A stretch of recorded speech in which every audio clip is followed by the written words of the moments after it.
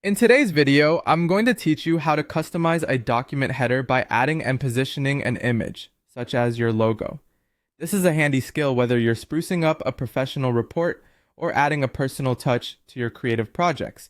We'll walk through each step together, ensuring you feel confident in managing this task on your own. First, let's talk about the context. Including your logo or any image in a document header is a great way to maintain brand consistency across various documents or simply to add aesthetic appeal. It's these small details that make a big difference.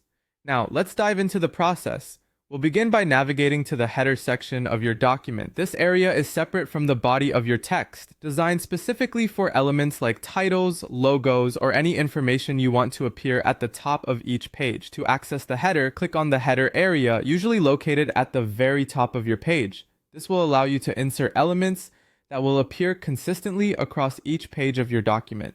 Once you're in the header section, the next thing you'll do is add an image. For this example, let's say you're adding a logo. Look for the Add Image option in your toolbar. It may be represented by an icon that looks like a picture or under an Insert menu, depending on the software you're using. Select Add Image, and a menu will appear, giving you several options to choose from. Now, to upload the proper image file, click the option that allows you to upload from your computer. Ensure the logo file is saved and stored in an easily accessible location on your device. Select Upload Image and browse through your files to locate your logo. Once you've found it, select it and confirm your upload. In just a moment, you'll see the image appear within your header section.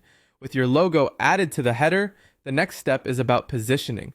You want your logo to look professional and balanced. Click and drag the image to place it where it best fits within the header, left, right, or center aligned. Many text editing software tools will offer guidelines or alignment aids to help position the image precisely. Don't be afraid to experiment with its placement to see what looks best. After you've positioned your image to your satisfaction, take a step back and preview the result.